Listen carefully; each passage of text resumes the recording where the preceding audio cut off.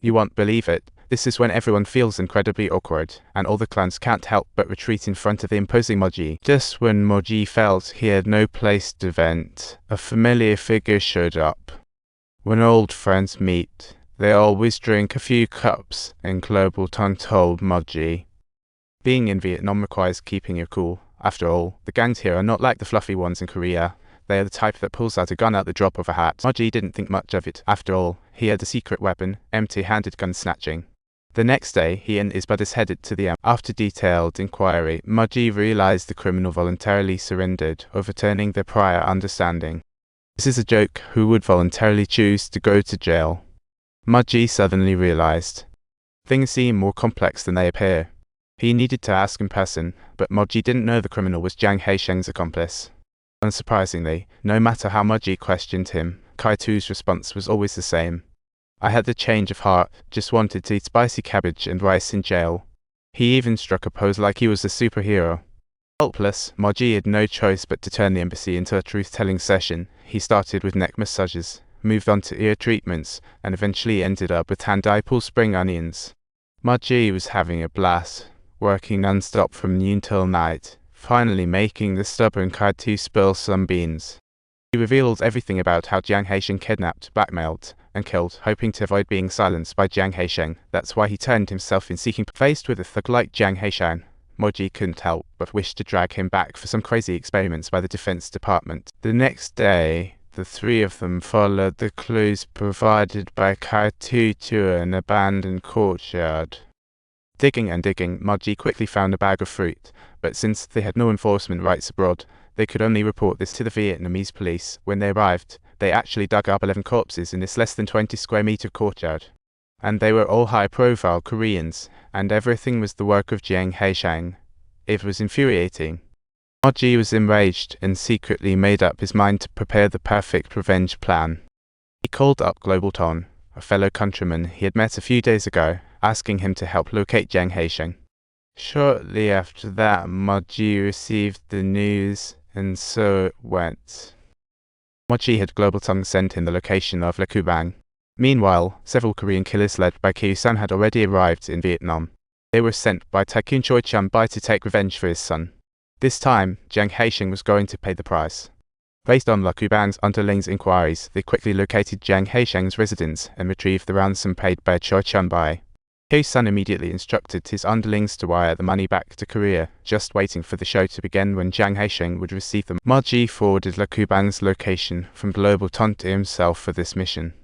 Let Choi Chun-bai take Jiang Haisheng away and set a trap. Moji had located the spot via Global Tongue. Arriving at Le Cubang's turf, Moji was already seething with anger at the sight of these troublemaking thugs, and he just kept getting angrier. But this, unsurprisingly, infuriated those clueless thugs who couldn't see what was happening around them, and they immediately intended to reveal all of Moji's rules. You little thugs, how dare you run your mouths on someone else's turf? You bastard, are you from La Cubang? I'm La Cu, what's wrong with me? Don't make me laugh, you bastard. Today's gonna be tough for you. This is Vietnam, not Korea. You're really a character. Moji discovered there were bullets in the gun, and his heart sank as he thought, if I'm not strong enough this time, I might just end up in jail today. Knowing Jiang Haisheng's hiding spot, Moji was giddy, ready to fly over and show off his power. With Jiang Haisheng's appearance, a crazy fight was about to unfold, and the two just finished a foot massage were ready to rest. Just then, a half-burnt cigarette butt outside ignited, making Jiang Haisheng alert. It seemed the enemies had really come knocking. He opened the door, but if he chose to run, it would be like tarnishing the reputation of his prize blade. Besides, his money was hidden there. He had to plan, pretending ignorance and entering the bathroom. The killers inside followed him in. Just when one was about to open the bathroom door, Jiang Haisheng suddenly lunged and dragged him inside. Instantly, lion-like screams echoed inside. The killers outside were too scared to stand. No one would escape today. Come on, deliver the final blow to bring down Kyu-san with the last strike. Subtitles: Jiang Haisheng discovered that his money had mysteriously disappeared, indicating that Kyu-san, who was still seething with anger, was about to face imminent misfortune. Jiang Haisheng immediately made a phone call to Old Choi with the intention of retrieving his handkerchief that had been taken away. Nevertheless, upon hearing this, Old Choi simply let out a disdainful chuckle and murmured, "People you're talking about can't even manage to kill a chicken, let alone if 100 or 80 of them came." Facing such a fierce tiger, he had to beg to step back. Moji and his brothers finally arrived at the scene.